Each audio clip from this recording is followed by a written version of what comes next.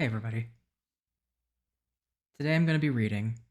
Um this is going to be my first stream. I would like to record an audiobook. Um and today we're going to start kind of light. So, I'm going to be reading Legends and Lattes by Travis Baldree. Something that is easy and cute and heartwarming. Um Summary for this is: after a lifetime of bounties and bloodshed, Vib is hanging up her sword for the first time. The battle-weary orc aims to start fresh, opening the first ever coffee shop in the city of Thune. But rivals old and new stand in the way of success, not to mention the fact that no one has the faintest idea what coffee actually is. If Viv wants to put the blade behind her and make her plans a reality, she won't be able to go it alone. But the true rewards of the uncharted path are the travelers you meet along the way, and whether drawn together by ancient magic, a flaky pastry, or a freshly brewed cup, they may become partners, family, and something deeper than she ever could have dreamed. If you have any questions, feel free to jump in the chat. Hey there.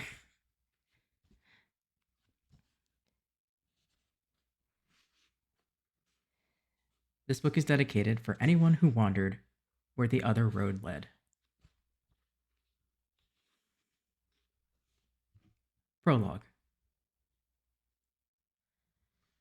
Viv buried her greatsword in the Scalver's skull with a meaty crunch. Black blood thrummed in her hands, and her muscular arms strained as she tore it back and out in a spray of gore. The Scalver Queen gave a long, vibrating moan, and then thundered to the stone in a heap. With a sigh, Viv slumped to her knees.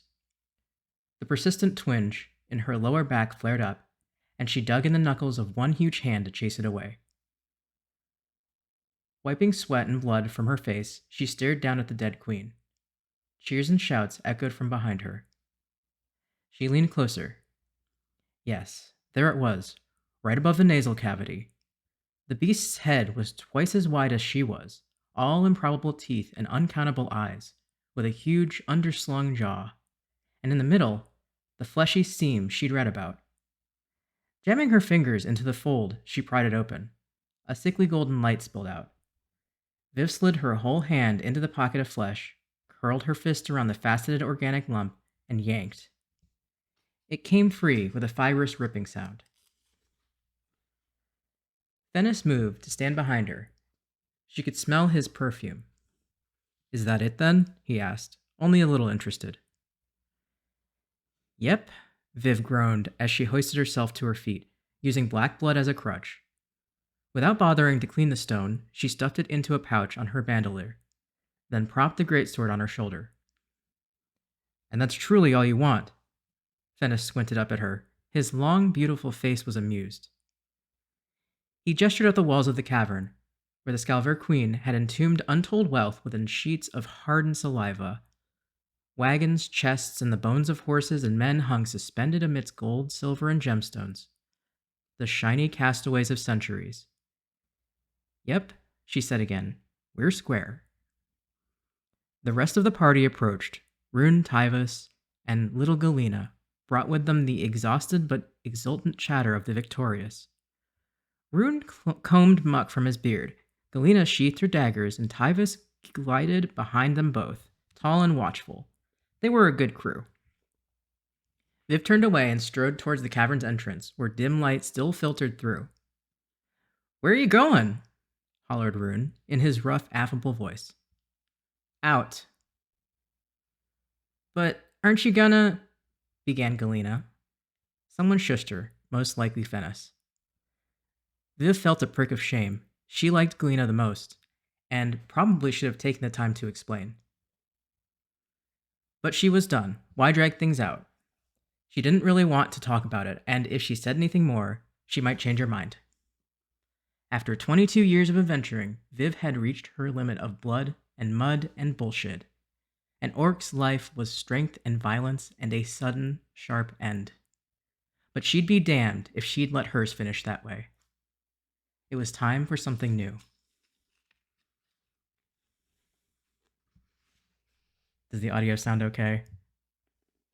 I know it kind of cuts out a little bit if I pull away from the mic at all. Sweet.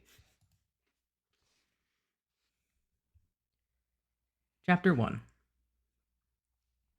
Viv stood in the morning chill, looking down into the broad valley below. The city of Thune bristled up from a bed of fog that hazed the banks of the river bisecting it. Here and there, a copper-clad steeple flashed in the sun. She had broken camp in the pre-dawn dark, and her long legs had eaten up the final few miles. Black blood weighed heavy on her back, the Scalvert stone tucked in one of her inner jacket pockets. She could feel it like a hard, withered apple, and reflexively touched it through the cloth from time to time to reassure herself if it was still there. A leather satchel hung over one shoulder, stuffed mostly with notes and plans, a few chunks of hardtack, a purse of platinum chits and assorted precious stones, and one small, curious device. She followed the road down into the valley as the fog burned away, and a lonely farmer's cart trotted by, stuffed with alfalfa. Viv felt a rising sense of nervous elation, something she hadn't felt in years. Like a battle cry she could barely hold in. She'd never prepared as much for any one moment. She'd read and questioned, researched and wrestled, and Thune had been the city she'd chosen. When she'd crossed every other location off her list, she'd been absolutely positive. Suddenly, that conviction seemed foolish and impulsive, yet her excitement remained undimmed. No outer walls surrounded Thune. It had sprawled far beyond its original fortified boundaries, but she sensed herself approaching the edge of something. It had been ages since she'd stayed in one place more than a handful of nights. The duration of a job. Now, she was going to put down roots in a city she'd visited maybe 3 times in her entire life. She'd stopped and looked around warily, as though the road wasn't entirely vacant, the farmer long gone into the mist. Withdrawing a scrap of parchment from her satchel, she read the words she'd copied. Well nigh to the thaumatic line, the Scalvert stone of fire draws the ring of fortune, aspect a heart's desire. Viv tucked it carefully away again, exchanging it for the device she'd purchased a week before from a Thaumic scholar in Arvan, a witching rod.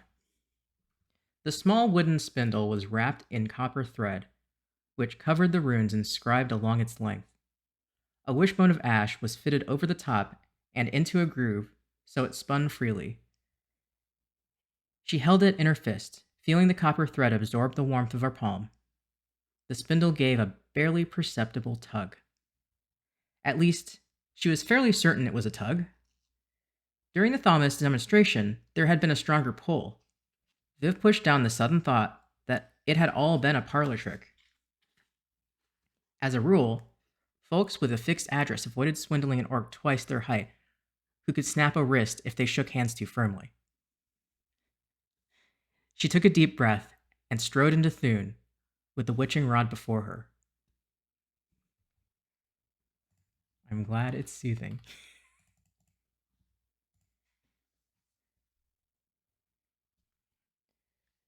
Thune's wakeful noises rose as she moved farther into the city. At the outskirts, the buildings had been mostly wooden, with some river stone foundations interspersed. The deeper she ventured, the more stone prevailed, as though the city had calcified as it aged. Muddy dirt gave way to a smattering of stone lanes, then cobbles near the city's core. Temples and taverns huddled around squares featuring statues of people who probably used to be important. Any doubts about the witching rod had evaporated. It definitely pulled now, like a living thing, brief twitches growing into insistent tugs. Her research hadn't been in vain. Ley lines were clearly threaded beneath the city, powerful avenues of thaumatic energy.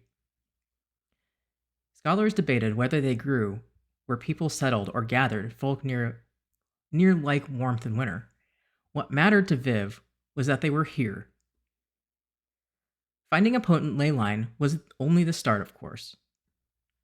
The little wishbone of ash wood twitched left and right, tugging one way for a time before reversing and pulling like a fish on a hook in another direction. After a while, she didn't have to look at it. The feel of it was enough, and Viv paid more attention to the buildings she passed. The device ushered her down major thoroughfares through the squiggling alleys that stitched them together.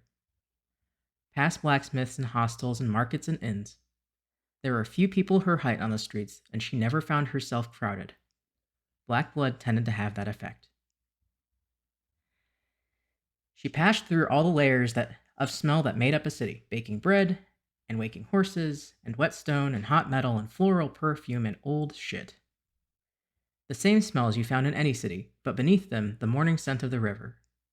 Sometimes, between the buildings, she could see the blades of the water wheel and the flour mill. Viv let the road lead her where it was wanted. A few times the tug was so strong she stopped and inspected the buildings nearby, but disappointed she continued onward.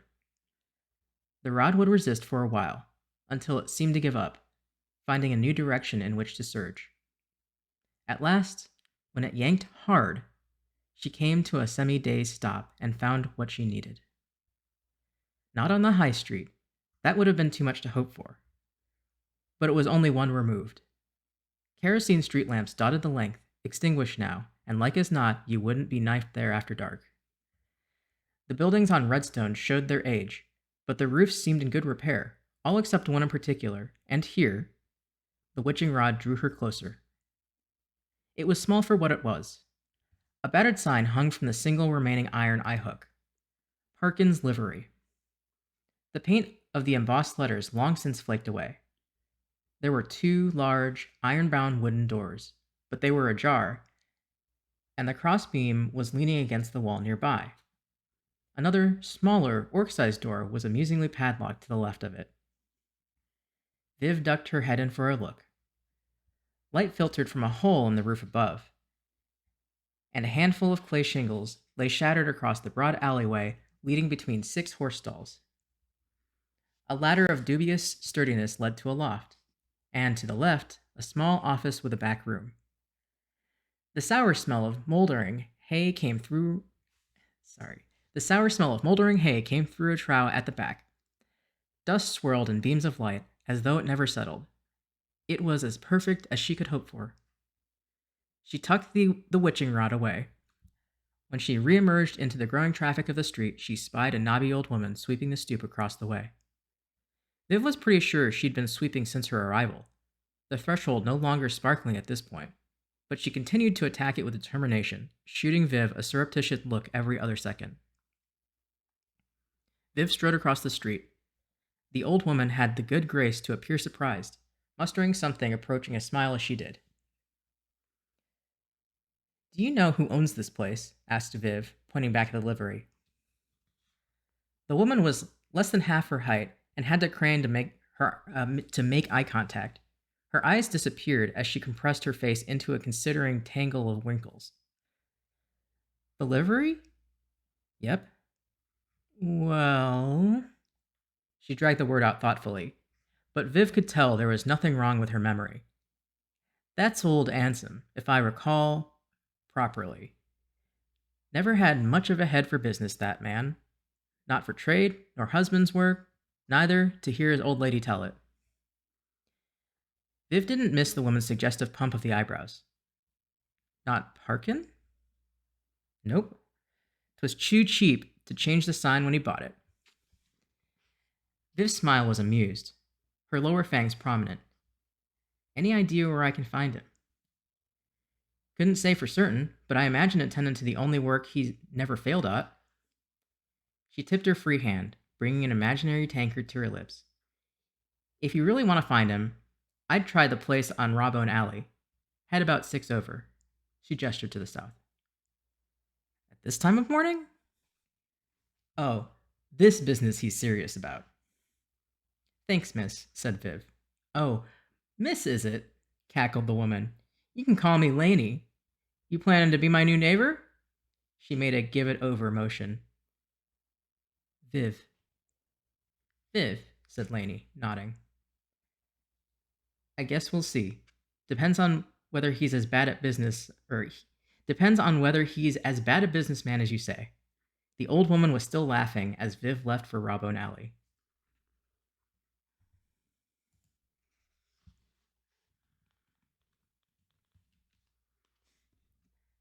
No matter what Lainey said, Viv didn't really expect to find the much maligned Ansem at this time of day. She'd figured she'd ask after him in any swill joint with an open door and, once she knew his haunts, track him down after the day wore on. Turned out, she only needed 3 stops before she found him in residence. The tavern keep looked her up and down after she asked, raising his eyebrows pointedly at Blackblood's hilt over her shoulder. "No trouble for me, just business," she said evenly. She tried to look less imposing.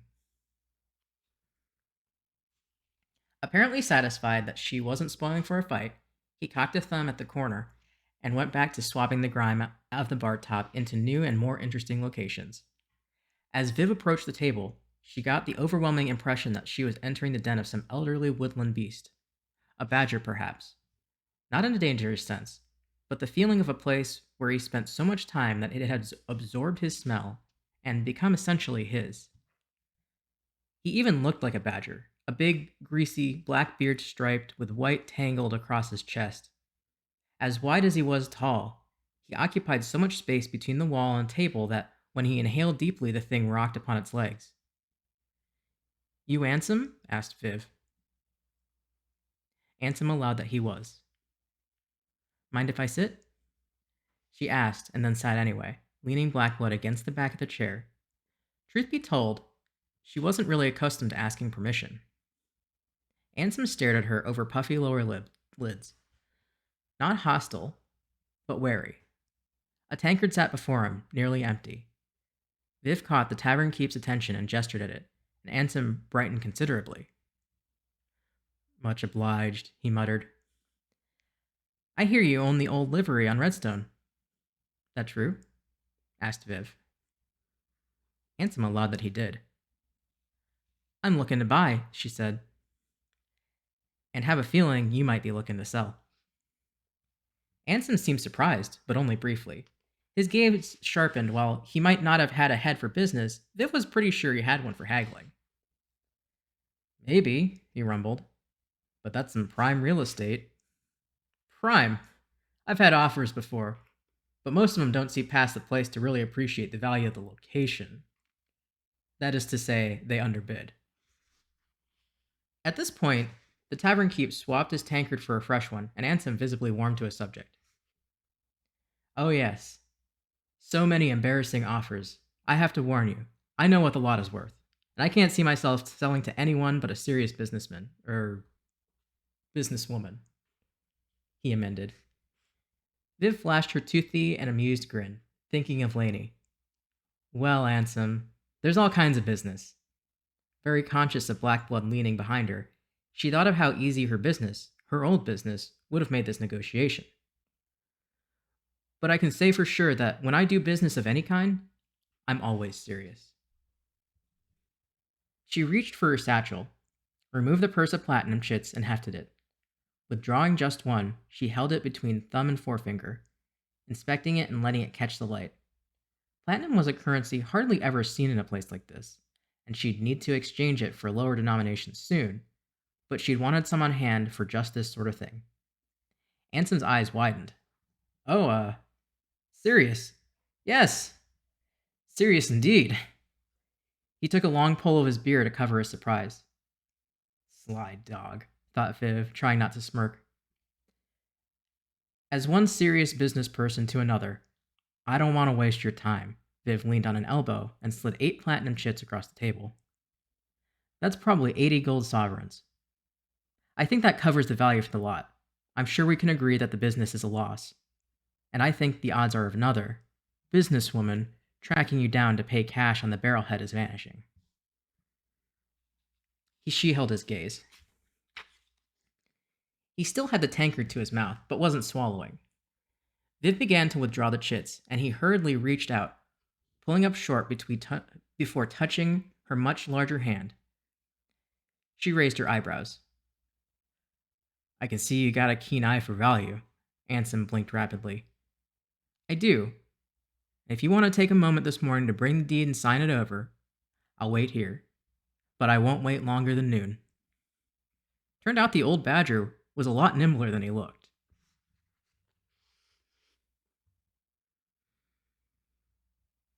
As Viv made her mark on the deed and pocketed the keys, Ansem scooped the platinum into his purse. Looking relieved, the deal was complete. So, I didn't figure you to be interested in livery work, he ventured. It was common knowledge that horses didn't like orcs much. I'm not. I'm opening a coffee shop. Ansem looked nonplussed. But why would you buy a horse stable for that? Viv didn't answer for a moment, but then she stared hard at him. Things don't have to stay as what they started out as. She folded the deed and tucked it into her satchel. As she left, Ansem hollered at her, "Oh, and hey, what in the eight hells is coffee?"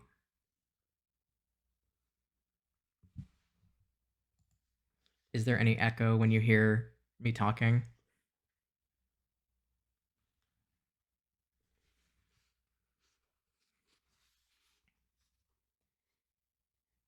Viv had 3 more stops to make before returning to the livery. The exchange at the trade depot put some copper, silver, and gold in her purse, and then she was off to the Athenaeum at the small Thaumic University on the north bank of the river. She'd wanted to know the location anyway in case she needed to do any reading. More importantly, the territorial post ran between the scattered Athenaeums and libraries in most major cities, and it was dependable. Those copper-clad steeples she'd seen made it easy to locate. Seated at one of the big tables between the shelves, she wrote 2 letters, using a few sheets of her parchment. The smell of paper and dust and time put her in mind of all the recent readings she'd done in places just like this. A lifetime of training her muscles and her reflexes and hardness of mind traded for reading and planning and amassing details. She smiled ruefully as she wrote. The gnome at the post counter couldn't stop goggling at her as she stamped the wax seal. The woman had to take the address twice. She was so flustered at seeing an orc in the building. "I'm looking for a locksmith. Know anyone reputable?" The gnome's mouth hung open for a moment longer, but she recovered herself and flipped through a directory behind the counter. "Marquez and Sons," she replied. 827 Mason's Lane. She gave some sketchy directions. Viv thanked her and then left. Marquez and Sons was there, as advertised. A silver and 3 coppers lighter, she left with an enormous and quite heavy strongbox under one muscular arm.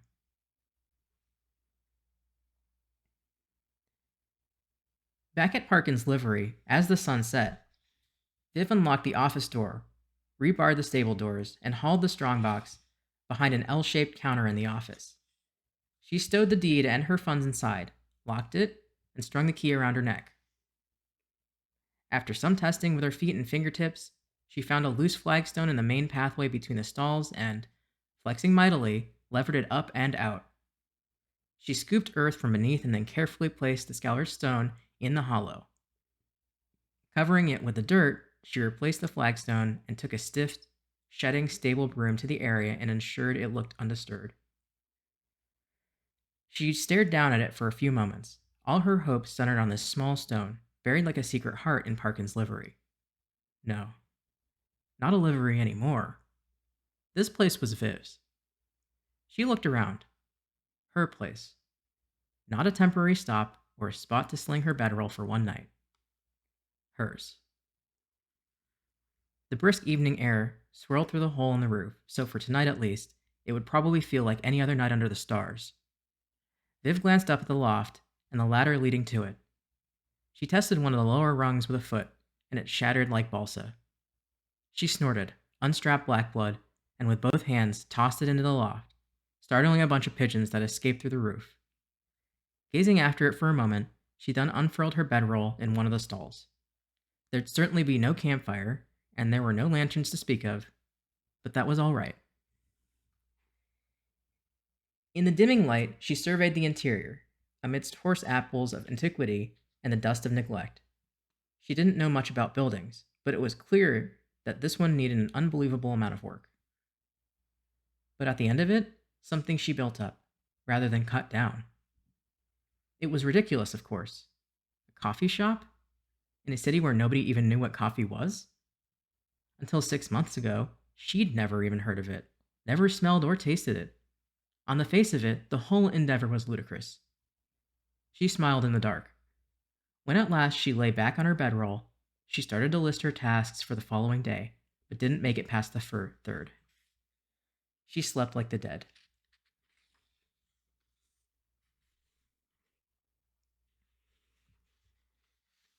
And that's chapter 1.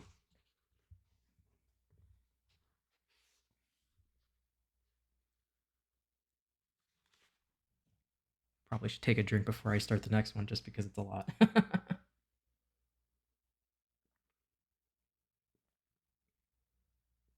Normally when I'm recording, I do one chapter at a time and then edit it between each chapter as a single file. So I will be editing this video down.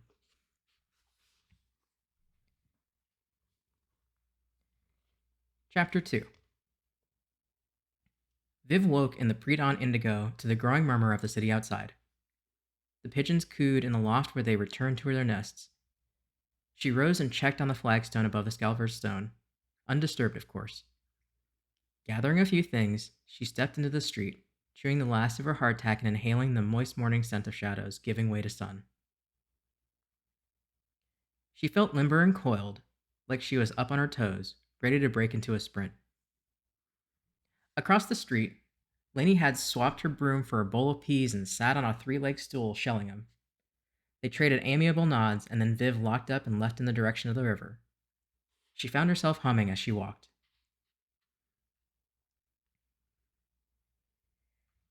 In the receding morning fog, Viv made her way to the shipyards clinging to the banks of the river. The place was alive with the clatter of hammer and saw, shouts muffled by the mist. What she wanted was fixed in her mind, but she didn't expect to find it right away. She could be patient, though. In her experience, you had to be. After long hours spent reconnoitering or staking out a beast later, Viv had made peace with the passage of time. She bought some apples from a ratakin urchin hawking them from a burlap sack, found a stack of crates out of the way, and settled in to observe. The boats weren't huge here. Mostly keel boats and little fishing boats best suited to the river. A dozen or so were up the long quay, attended by small knots of shipwrights, being scraped or tarred or repaired. She watched them as they worked, keeping an eye out for what she wanted. The crews ebbed and swelled and the morning progressed. Viv was on her last apple when she found what she'd been looking for. Most of the crews worked in twos and threes, big men with big voices, scrambling over the hulls and hollering to one another as they did.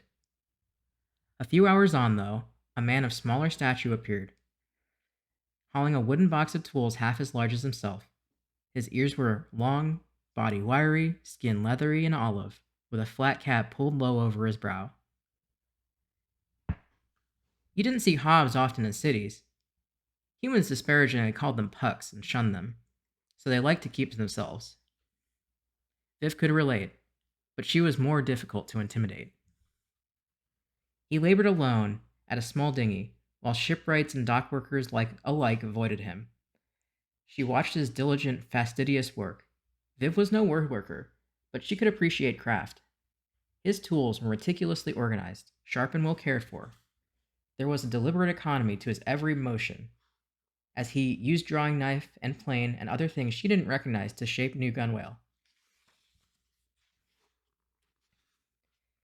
She polished off her apple and watched him at his work, trying not to be too conspicuous about it.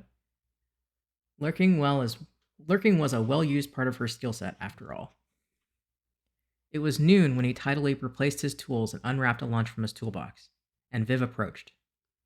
He squinted up at her from under his cap, but said nothing as she loomed over him. "It's nice work," said Viv. At least I expect it is. I don't know much about boats," she admitted. "I expect that dulls the compliment a touch, then," he replied, his voice dry and deeper than she'd expected. She laughed, then looked up and down the quay. "Not many here to do the work alone." "Nope." "You get a lot of work?" He shrugged. "Enough." Enough so you wouldn't like to have a lot more? He removed his cap then, and his look was more speculative. For someone who don't know much about boats, seems odd you're expecting to need much shipwriting. Viv dropped to her haunches, tired of towering over him. Well, you're right, I don't.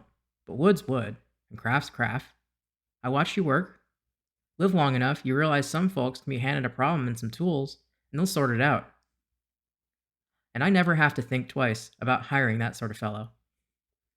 Although, she reflected, the tools and fellows had been historically a lot larger and a lot bloodier. He said again.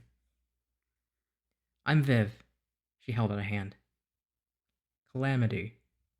His own calloused paw was swallowed by hers. Her eyes widened. Hobbs' name, he said. You can call me Cal. Whichever you like best. I don't need your name to suit me. Cal's fine. The other's too much a mouthful. He folded the linen back over his lunch, and she now felt that she had his full attention. So, this work. That a here and now sort of prospect, or he flapped his hand at some vaporous future. Here and now, well paid, and with the supplies you ask for, not the ones I choose for you. She withdrew her purse, opened it, removed a gold sovereign, and extended it to him. Cal held out his hands as though to catch a toss, but she deliberately placed it in one palm. He pursed his lips and bounced it in his hand. So, why me exactly? He made to hand the coin back to her, but she declined. Like I said, I watched you work. Sharp tools, you clean as you go. Your mind's on your business. She looked around at the conspicuous absence of men nearby, and you do it even when some might say it's wiser not to. So you want me for my lack of wisdom, eh? It ain't boats you want to build. What exactly you got in mind? I think I have to show you. Rack and ruin? Cal swore under his breath. He removed his cap to tuck it into the top of his breeches. They stood outside Parkin's livery, the stable doors thrown wide, and Viv experienced a momentary twist of uneasiness. Don't know much about roofing, he said as he peered up at the hole. But can you figure it out? He replied. In what Viv was coming to understand was an affirmative. He walked slowly around the interior, kicking at the stall panels, stomping on the flagstones. Viv tensed when he walked over to the one above the scalvar's stone. He peered back at her. How many are you planning to hire? You have someone you like to work with? I'm not opposed. Other than that, I'm a ready pair of hands, and I don't tire easy. She held them up in demonstration. It's not a livery I'm wanting, though. No? Ever hear of coffee?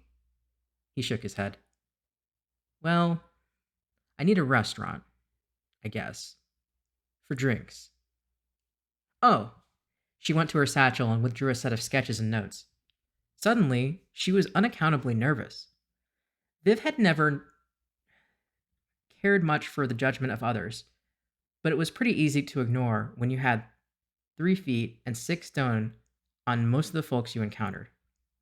Now, though, she worried about this small man would think her a fool.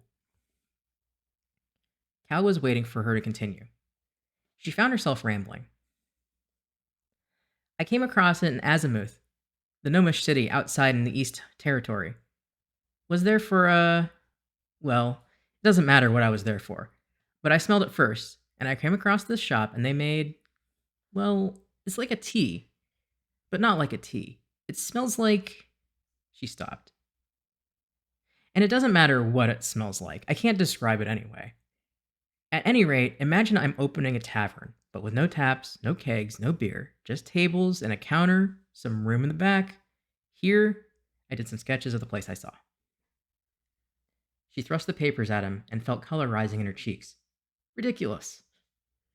He took the pages and examined them, paying careful attention to each, as though he were committing every line to memory. After several agonizing minutes, he returned them. Those your sketches? Not bad. If anything, she flushed hotter. And you're planning to stay here too? He cocked a thumb at the loft. Seems that's suited. Yes. He put his hands on his hips and stared into the bay where the stall stood. She had half expected him to turn on his heel and leave, but now she was beginning to think she might have chosen just right. So, he walked around the space again. Seems you could keep the stalls, cut them down some, tear out the doors, box it in along the walls for benches, take some long planks, set them up on a trestle in between. Then you got some booths and tables here along the sides. Tear down that wall into the office. Counter might do. Need to check for rot. He kicked at the splintered wood from the ladder and raised his eyebrows to her. Gonna need a new ladder. Couple bags of nails, whitewash, paint, clay tile, some riverstone, bags of lime. Might want a few more windows in the place, and a lot of lumber. So you'll do it? He gave her another one of his long, speculative looks. What'd you say? I do things when it seems wiser not to? Well, if you're helping, I guess so. Give me some of that parchment and a stylus if you got it. We're going to need a list. A long list. Tomorrow, we can see about getting the orders filled and how much flatter we can make that purse of yours. For the first time since she'd met him, he offered a thin little smile. Not going to ask how much it'll cost? Do you figure you even know yet? Don't suppose I do. Well then, Viv dragged an old tack crate away from the wall, blew away the dust, and handed him a stylus. They bent over the parchment together as Cal started writing.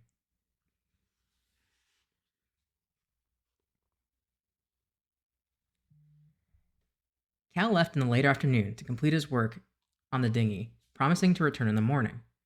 Viv tucked away the materials list and then stood in the hush of the livery, where the low noise outside seemed hardly to intrude. She looked out the doors and across the Laney's porch, but found it empty. She suddenly felt very alone, which was odd. Viv had spent plenty of time with no company to speak of. Long treks, lonely campgrounds, cold tents, dripping caves.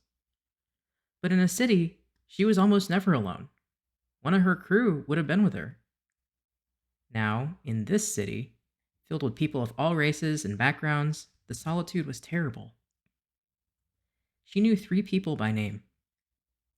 None of them were really more than an acquaintance. Although Laney seemed friendly at least, and Cal was strangely calming to be around. She locked up and headed towards the main thoroughfare, pointing away from Rawbone Alley. You feel you need company? Well, fine. Here we are. New place, new home. For good this time. Viv found the brightest, loudest establishment she could. A restaurant and a pub that seemed to do good business, with no staggering drunks in the street out front and no puddles of piss to step over. She ducked under the lintel and entered. There was a momentary drop in the conversational volume, but Thune was pretty much cosmopolitan and orcs weren't unknown, just a little unusual. The noise picked right back up. She took a deep breath and tried to relax her face into a non-threatening expression, something she'd been practicing. No hauling a greatsword around and wearing plain clothes hopefully added to the effect. There was a long, clean bar top, sparsely populated, and a mirror on the wall behind it. Lanterns blazed through the dining area. It wasn't cold enough for a fire, but the room was still cheerfully lit. The tables were mostly occupied. Viv drew up a stool at the bar top. She tried not to fidget. She felt awkward. So many people, so close. And for the first time, she wasn't just passing through. It suddenly seemed that any faux pas or stumble here might follow and shame her forever. Before she'd even properly settled down, irrational though that thought was. A moon-faced man approached, red-cheeked, his ears just a touch pointed. Probably a little elf to him, though his girth hinted at a very human metabolism. Evening, ma'am, he said, and slid a chalk slate menu in front of her. Eating and drinking. Eating, she smiled, trying not to bare her lower fangs too much. His expression didn't change a whit. Rapping a knuckle on the slate, he said, "The pork's good. I'll let you think on it," and he breezed away. When he returned minutes later, she ordered the pork, and while she waited for her meal, she gazed around, musing. She hadn't dared to think this far ahead before, except in a very abstract way. But with Cal signed up, she allowed herself to dream on it a little. The cafe she'd visited in Azimuth had been a very definition of gnomish architecture. Precisely fitted wall tiles, geometric shapes, and pavers arranged in intricate interlocking patterns.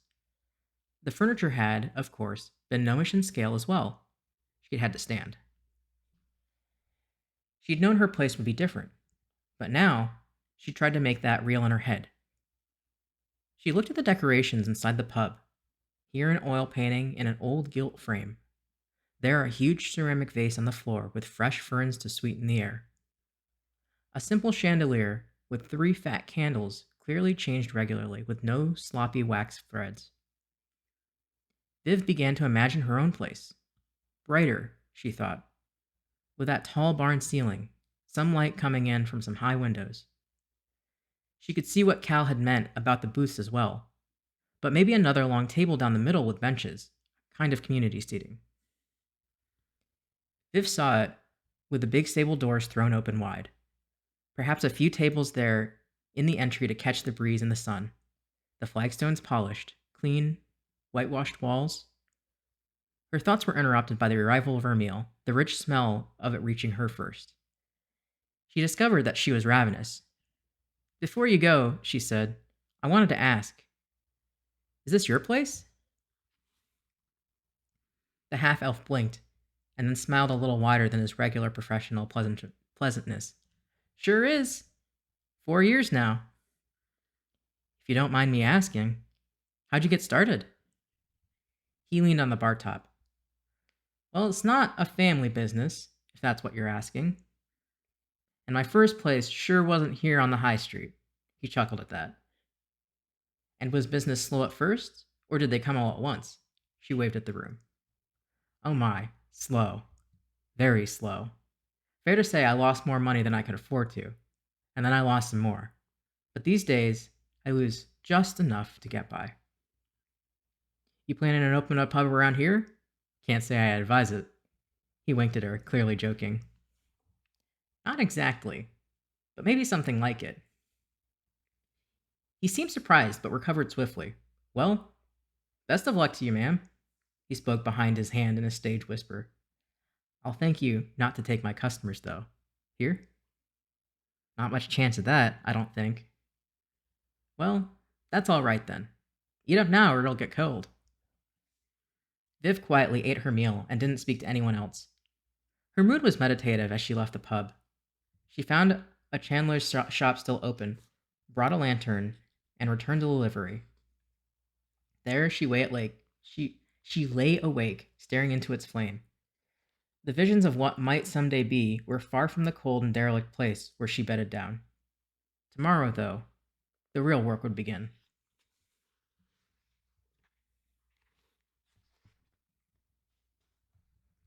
I think I'm going to pause for just a minute. It is getting a little warm in here because it is 6 in the afternoon in Florida.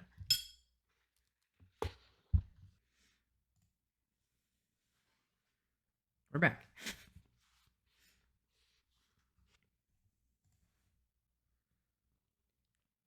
Chapter 3.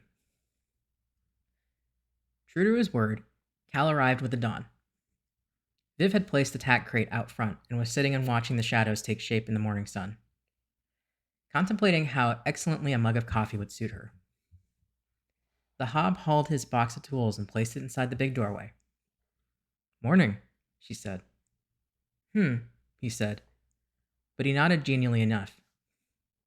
He removed his copy of the materials list from a pocket and unfolded it. "Lots to do. Some of this we'll have directly. Some will take time." Viv produced her purse. Her platinum and most of her sovereigns were in the lockbox, but she figured there were sufficient funds to cover what was needed.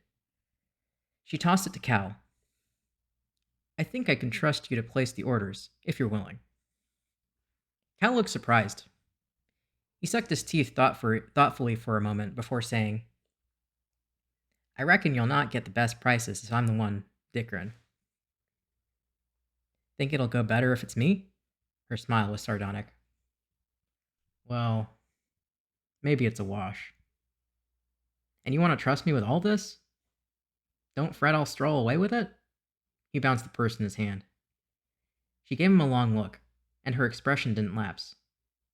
No, he said, as he took in the size and shape of her. No, I suppose you wouldn't. Viv sighed. I've lived a long time knowing I'm a threat walking. I'd rather that wasn't the shape of it for you. He nodded and tucked the purse away. I'll need some hours. Viv stood and stretched, knuckling the ache in her lower back. It was always stiff in the cold. I need to rent a cart, something to haul the junk with, and some place to haul it. The mill for the cart, said Cal. Figure you can find it. As for the rest, there's a bin out west, and off the main road. Cart tracks hook south. Thanks. I'll be off then. Cal tipped his cap, ambled back down the street. He was right. The mill was indeed willing to rent her a cart, less a pair of animals, for a full silver, which was certainly more than it was worth.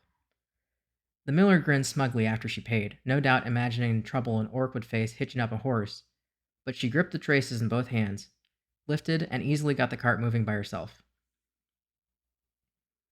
The miller watched her roll it away, scratching the back of his bald head bemusedly. Viv worked up a healthy sweat and loosened herself on the trip back. Along the way, she haggled with a stonemason, who had 3 or 4 ladders at the job site. He parted with one for 10 coppers too many, and she tossed it in the back of the cart. Lainey was back on her porch, broom in hand, attacking what Viv had to imagine was the cleanest stoop in the entire territory. She gave her neighborly nod and began the hard work of clearing out the old building. It became quickly apparent exactly how much junk had accrued in the place. Rotten lumber, horseshoe iron, a set of rusted and bent pitchforks, a baled stack of grain sacks, crumbling tack, an assortment of saddle blankets thick with mold, and plenty of awkward, cumbersome, and decrepit miscellany. The office had its own share of debris, moth-eaten ledgers, shattered inkwells, and an inexplicable set of winter underclothes gone gray with dust. Viv snapped the broken ladder and threw it in the cart, set up the new one, and climbed to the loft. Thankfully, there was only a little bit of hay, the pigeon's nest, and a few scraps of this and that. Black blood lay there in the dust, already gathering some itself. She picked it up, hefted it in her hands for a second, and then leaned it carefully against the slanted ceiling. By noon, the cart was piled high. Filth covered Viv from head to toe, and the livery's interior looked like a sandstorm had passed through, with little dunes and drifts of dirt having resettled after the disturbance. She thought with amusement that she would hire Lainey to broom it out, but when she looked in that direction, the old woman was absent. There was, however, someone else shadowing her own doorway. Viv's back prickled with a sense she trusted implicitly. It was the reason she was still moving around and breathing, after all. Help you with something? She asked, dusting off her hands and thinking about Blackblood leaning up in the loft out of reach. He was dressed stylishly, with a ruffled shirt, a vest, and a broad-brimmed hat. But on closer inspection, his clothing was worse for wear, sweat-stained and a little frayed. His skin had the gray cast of one of the stone fae, and his features were sharp. Oh, no help required, he replied. We like to welcome budding entrepreneurs to the city when we can, and I'm powerfully curious about what new business you'll bring to the district. His voice was smooth, almost cultured. Viv didn't miss the reference to a nebulous we. Oh, so you're a city official? Viv smiled, and this time she didn't concern herself with how prominent her lower fangs were. She approached him so that the difference in their stature was even more apparent. She was pretty sure she knew exactly what this man was, and, until recently, she'd have had him by the throat and off the ground already. He He didn't adjust his posture an iota, smiling back. Not as such. I just consider it my civic duty to welcome new arrivals and to take an interest in their welfare. I'll consider myself welcomed then. I didn't catch your name. You didn't. But fair exchange is no robbery. Didn't catch yours either. Indeed. I don't suppose you'd mind giving me a little preview of your new... He looked around her at the cart and waved a gloved hand. Venture? Trade secret. Oh, well. I wouldn't want to pry. I'm glad to hear that. Viv walked back, grabbing the traces and lifted her biceps bunching as she started hauling. It was significantly heavier than it had been that morning. Her lower back lit up in a bright knot of pain. She didn't slow as she approached the door, staring grimly past her visitor who, at the last second, had to depart the threshold less gracefully than he would have doubtless preferred. We'll catch up later, he called after her as she rumbled the cart down the cobbles to the west, her face set, breathing hard through her nose. Above, the clouds began to clot and thicken, threatening rain. Everyone else on the street made certain they were clear of the coming storm.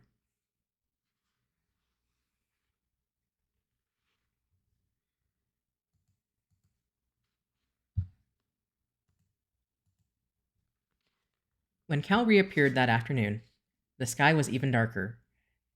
Viv was seated out front on the tack box. The cart returned. Her sleeves were rolled up, and sweat striped the grime on her arms. As the hob approached, Viv saw a bundle under his arm, and when he stopped, he flapped a corner of it at her. Tarpaulin. Looks like rain. Best we kept the new lumber dry. He tossed her purse to her. She tucked it away without bothering to examine it.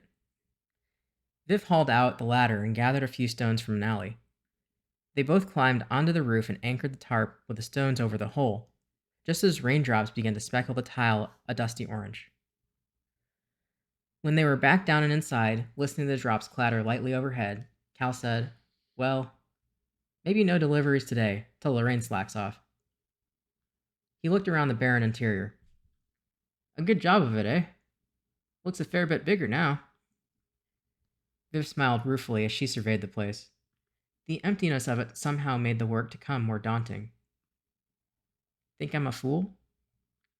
Cal shrugged. Not in the habit of offering my less than positive thoughts to somebody like you. Somebody like me?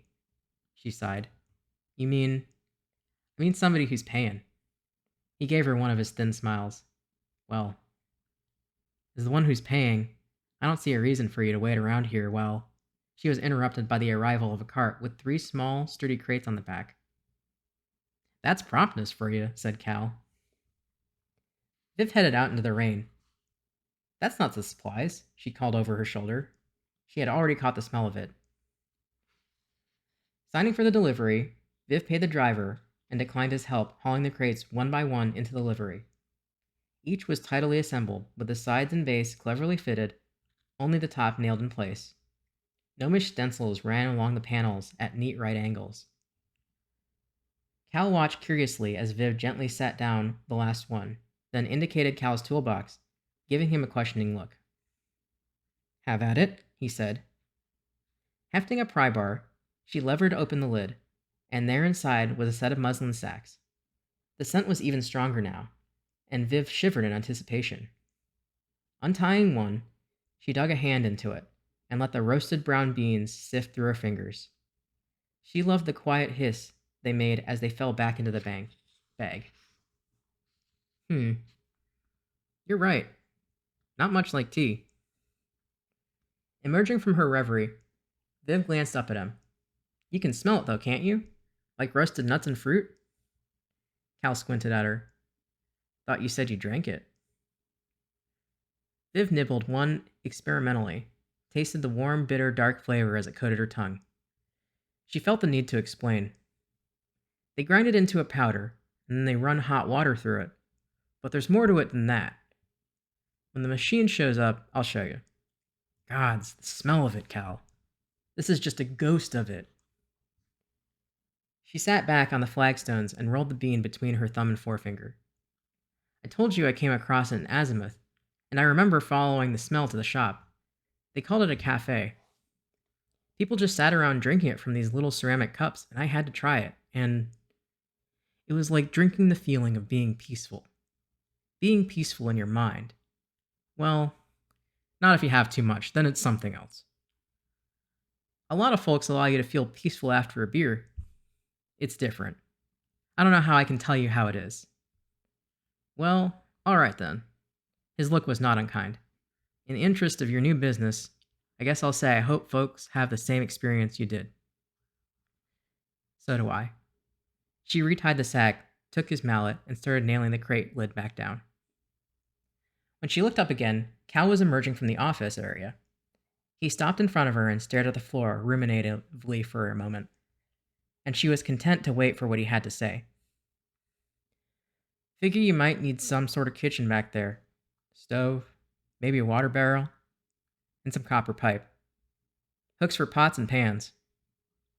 The water barrel was not a bad idea. I should have thought of that, since I'll need the water. But a kitchen? What do I need that for? Well, he said, looking apologetic, if you find nobody wants any of the beans or water, at least you can feed them.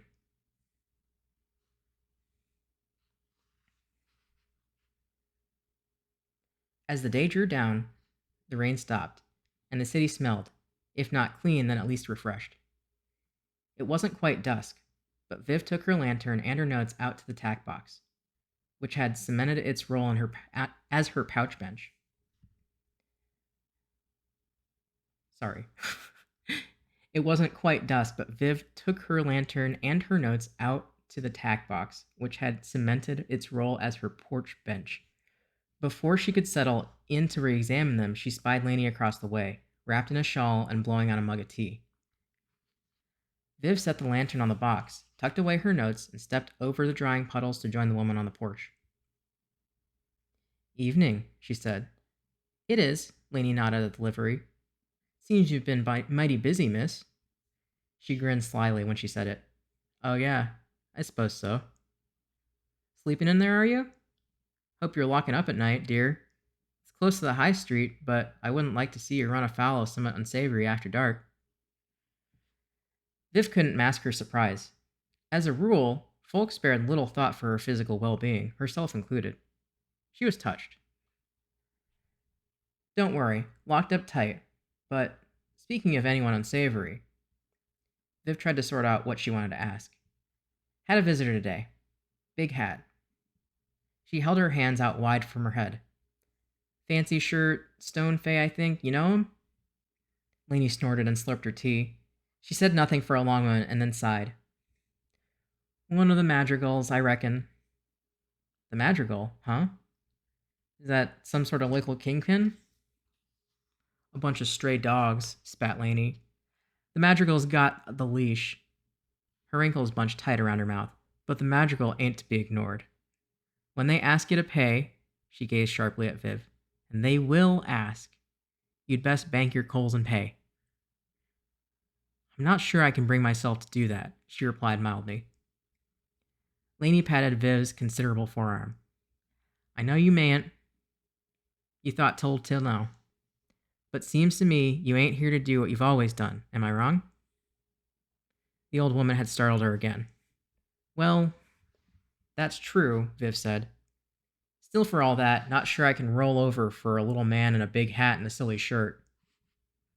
Lainey chuckled darkly. Never mind the man in the hat, the madrigal's what you want to worry about, and nothing silly about him. I'll be careful, said Viv. They stood in companionable silence for a few minutes. Viv glanced sidelong at Lainey's mug of tea. Say, you ever have coffee? She asked. Lainey blinked at her and looked affronted. Why, I never have. And the way I was brought up? A lady doesn't talk about her maladies, she said primly. Viv barked a laugh, to the old woman's great annoyance. Viv moved her bedroll and lantern to the loft under the slope of the roof. The smell of coffee beans filtered up through the cracks of the boards, and she inhaled it deeply like a warm, earthy memory. The tarpaulin thumped like a distant drum in the occasional gust of wind. In the lantern's light, Black blood gleamed where it leaned, against the wall. Viv stared at it for a long time and thought about the man in the hat and the madrigal. She felt a sudden impulse to sleep next to the blade, as she had in 100 campsites and bivouacs. She deliberately turned away, extinguishing the lantern, and filled her lungs with the dark smell from below. On the roof, there was a solid thud, followed by a rhythmic, heavy padding and a scratching clatter on the tiles. But she was already beginning to doze, and she lost it on the sound of the tarpaulin. She was asleep. That's the end of chapter 3.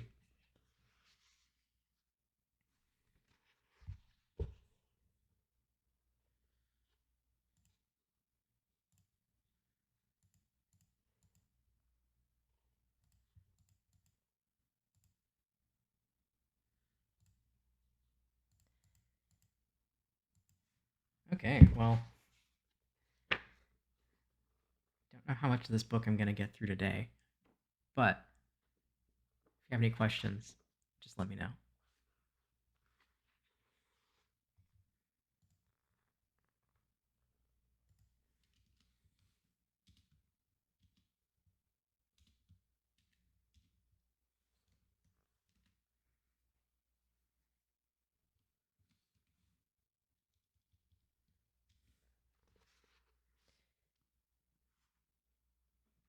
Chapter 4.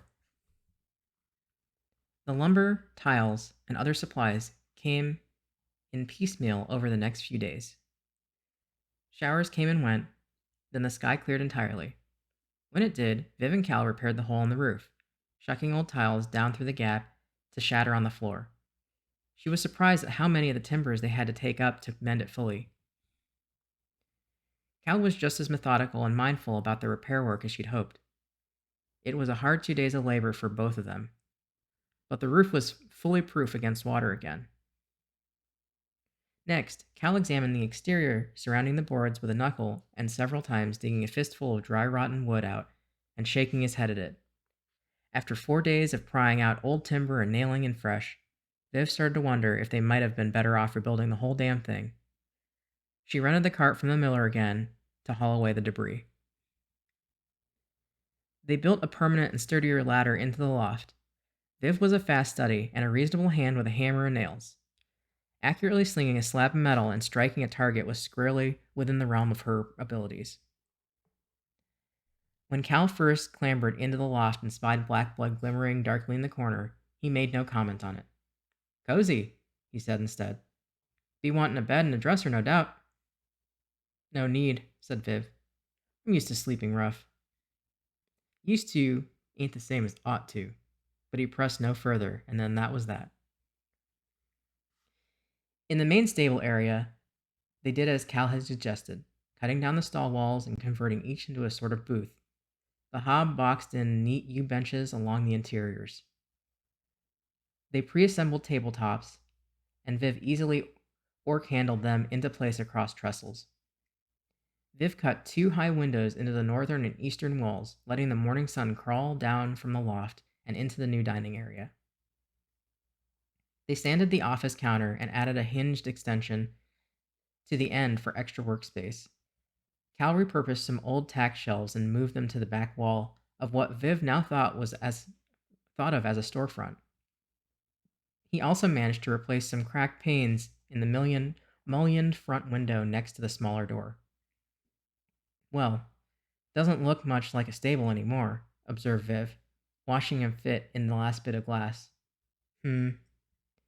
Mighty pleased it quit smelling like one, too." One afternoon, Viv returned from the cooper with a water barrel on one shoulder and a few buckets in hand. She tucked the barrel in the corner, back of the counter. She drew water from the well a few blocks down, and Cal checked for leaks as she filled it. They converted the back room of the office into a pantry with more shelves. Viv consulted her notes and excavated a pit that she insulated with clay for cold storage. Cal added a neat hinged door. Viv did the latter work of whitewashing the front, while Cal re-chinked mortar between the river stones low on the walls. When she strode back inside, arming sweat from her forehead and hauling the whitewash bucket, she found him inspecting the flagstones, checking the sand in between.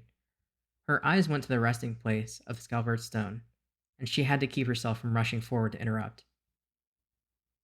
"Anything need doing there?" she asked, trying to sound brisk and natural about it. What if he found the stone? Would he recognize it? And so what if he did? It was fair to say she trusted Cal.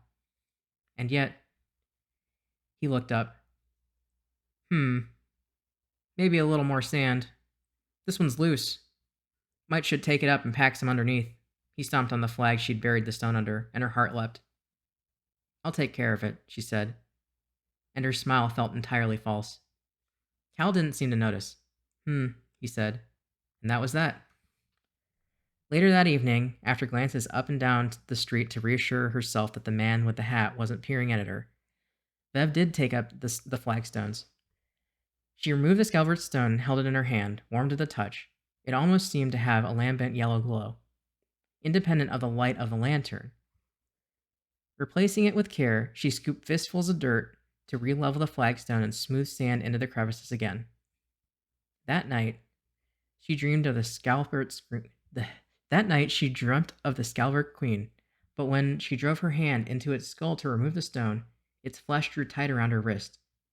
As she tried to withdraw her fist, she couldn't, and the flesh firmed, and the Scalvart's many eyes ignited one by one, like signal fires in the dark.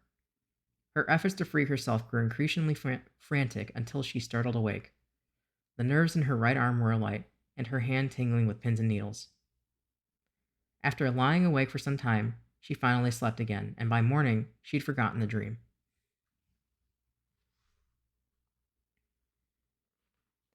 Days passed in a haze of hot work, aching muscles, slivers, dust, and the smells of sweat and lime and fresh cut wood. At the end of 2 weeks, the place looked downright respectable. Viv found herself out in the street a few times a day, hands on her hips, surveying the shop with a rising, warm sense of accomplishment. On one of these occasions, she was startled to find Lainey suddenly behind her. The woman used her broom as a walking stick, leaning her weight on it. Viv had no idea how she'd arrived so silently. "Well, fanciest livery I've ever seen," Lainey said, then nodded, and went back to her porch. Unsure why she hadn't done it sooner, Viv set up the ladder and tore down the old Parkins livery side, tossing it into the rubbish pile with real satisfaction. "Gonna need a new sign," said Cal. His thumb hooked into the waist of his breeches, staring up at the vacant iron bracket. "You know," said Viv, "I took a lot of notes. Figured I'd covered most details, but I never really thought about a sign. Or a name." She looked down at Cal. "Just never crossed my mind." It was quiet for a minute, and then Cal cleared his throat, and, in the most hesitant voice she'd ever heard from him, he ventured, "Viv's place?" "Good as any, I suppose," she replied. "I don't have a better idea." He didn't look satisfied. Maybe Viv's coffee? I'll be honest. Feels strange having my name on anything, like putting your own face on the sign. A pause. Could just say coffee, I suppose. Don't expect there'll be a lot of confusion. Viv squinted hard at him and thought he'd outlast her, but then his mouth quirked at the corner.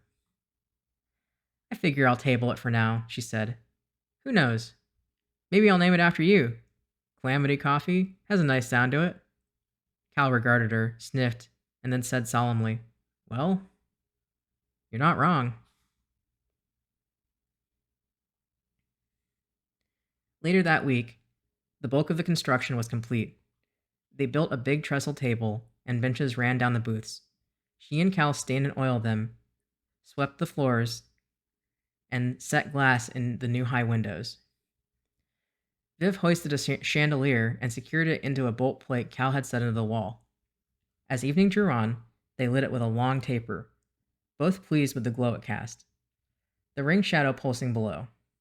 At the table, with Viv's notes between them, they discussed some of the finer points of furnishings and rugs, maybe reeds to freshen the smell of the place. They both halted their conversation at once. In the doorway stood the man in the hat, with company to boot. They were less well dressed, a motley assortment of men, two humans and a dwarf with a cropped beard and a club back hair. Viv saw at least two short swords, and would have wagered that there were at least 6 knives between them, in one cuff or another. Wondered when you'd stop back by, said Viv. She didn't bother to rise. I'm flattered to have occupied your thoughts, the man said, stepping across the threshold, surveying the renovations with an appreciative nod. You've been mighty industrious. The old place never looked better. Seems you won't be in the business of horseflesh, though. Viv shrugged. His smile from the last visit might never have lapsed in all the intervening days. Look, I enjoy a witty back and forth as much as the next man, but I sense you appreciate directness.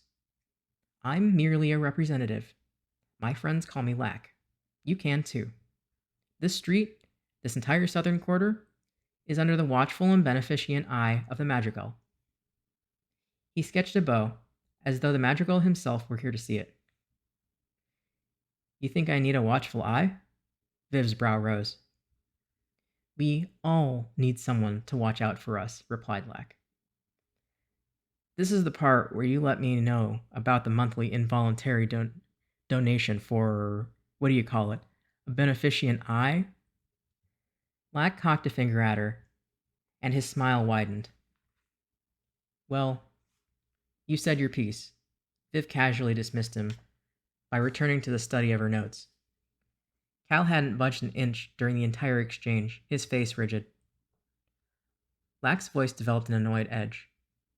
I'll expect your contribution end of the month. 1 sovereign. 2 silvers is the going rate.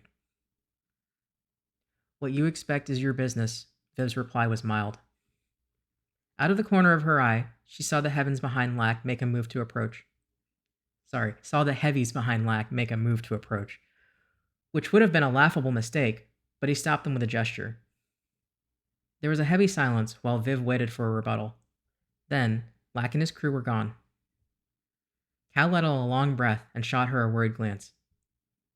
Listen, you don't want to run afoul of the madrigal, he said in a soft voice.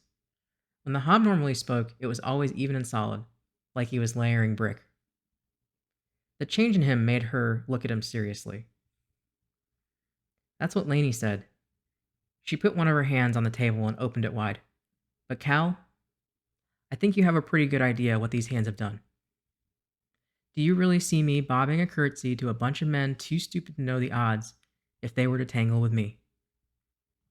I don't doubt you'd lay those 4 low, no problem. But listen, there's a lot more than 4 of them out there, and the madrigal is the sort to make an example. I've heard a lot of stories and a lot of legends in my time, and they're always worse than the real thing. I can take care of myself here. Maybe so. This place, though, he rapped the table with a knuckle. It ain't fireproof, so fine. You can take care of yourself, but I figure there's more you got at stake. Am I wrong? Viv frowned and stared at him, lost for words. Cal got up, leveled a finger at her, and said, Wait. He rummaged in some of the last remaining supplies and retrieved a hammer and nails. Up on his toes at the wall behind the counter, he banged some brackets into the wood. 1, 2, 3. At least do this. Put that sword of yours up here, he said.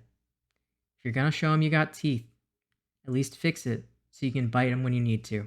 When Viv retired for the night, black blood rested on those brackets, a killing slab. She wished it was still hidden in the corner. Viv hadn't expected Cal, but around noon he showed up riding in the back of a cart next to a big black stove and several lengths of stovepipe. She gave him the side eye as he leapt down. What's all this? He shrugged. I said you needed a kitchen. And before you say anything, it's already paid for. She tossed up her hands, both amused and exasperated. The horses shied nervously. Where'd you get this? I'm not a baker. He gestured at the upper room. Gets cold in here in winter. No fireplace to speak of. You want to freeze up there in the loft, laying on the floor, snow on the roof? Give me a hand with this. Viv held her peace as she hefted the stove out of the bed of the wagon, one end at a time. Even for her, the heavy iron thing was difficult to maneuver. She eventually got it down and walked it end by end into the storefront by way of the big doors. Cal carried the stovepipe piece by piece and then paid the impatient driver. She was surprised to find that she was a little winded. Her back was gnawing at her again, too, and she fell onto one of the benches. Can't let you pay for it, Cal. Too bad. You already paid me too much. Figured if I was going to waste it on something foolish, this might as well be it. Heat for winter, huh? Cal nodded. And if the bean water doesn't work out? Viv laughed. Speaking of that, she gestured at the counter, where Immortal and Pestle sat next to a few kettles, a tumble of cloth, and some fired clay cups. Taking up apothecary, too? I'll show you. But let's get this thing out of the middle of the floor first. At some direction from Cal, she positioned the stove against the west wall, and after some figuring and fussing and cussing, he got the stovepipe affixed. With a little cutting by brace drill and saw, and by some arch comments from Viv, he fed the pipe out through the flange where it met the wall. A few hours later, and they had the end run up past the eaves and topped with a rain cap. They made do with some scrap for kindling and started a small blaze in the side box. The smoke drew up and out just fine. All right, said Viv. Get some water in one of those kettles and put it on. Cal raised his eyebrows. Bean water? You want to test the stove or not? He shrugged and went about it, filling the kettle from the water barrel. Viv dug out a handful of coffee beans from one of the sacks, crushed them in the mortar, and poured the grounds into a tube of linen. She stretched the tube over the mouth of one of the clay cups, and when the kettle whistled, she slowly poured boiling water through it, a little at a time. Is that a lady stocking? Asked Cal. Viv glanced at him. It's clean. I don't wear stockings. Just asking, he said mildly. She said. It seemed he was rubbing off on her. How exactly were you planning to use that kettle with no stove? He asked pointedly. Needed it to fill the machine that's coming. Just a happy accident. Viv completed a last spiraling pour and waited for the swollen grounds to steep. Removing the linen sleeve and swirling the cup, she closed her eyes, brought it to her nose, and inhaled deeply. She took an experimental taste and smiled, nodding. That's not half bad. Cal frowned at her. Now, she said defensively, this isn't as good as it'll be when I can make it right, but... She handed him the cup. He made a big show of sniffing at it. He raised his eyebrows and nodded a little. Very slowly and very delicately, he sipped at it. Then he held it in his hand and stood there. After what Viv considered an overly generous few moments, she couldn't help herself. Well? Said Cal. I'll allow. It's not actually that terrible. Later they sat at a big table, each with their own cup. Cal pretended to ignore his, but Viv caught him stealing cautious sips, now and then.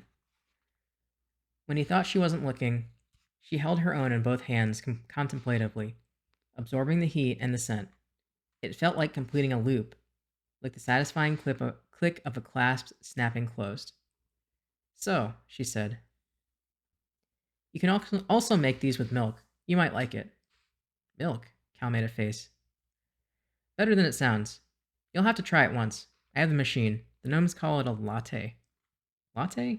That means something? Named after a gnomish barista who invented them, I think. Latte diameter. Cal gave her a long-suffering look.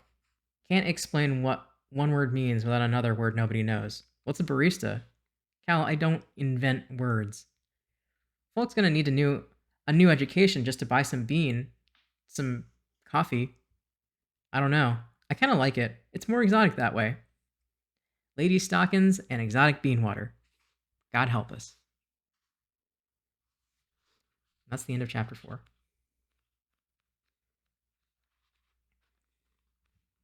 I think I'm going to stop here and go get some food. Maybe I'll read later. I will upload these to YouTube just so they're like viewable, but who knows if anyone want to watch them. But thanks for hanging out and listening. Hope it's been fun.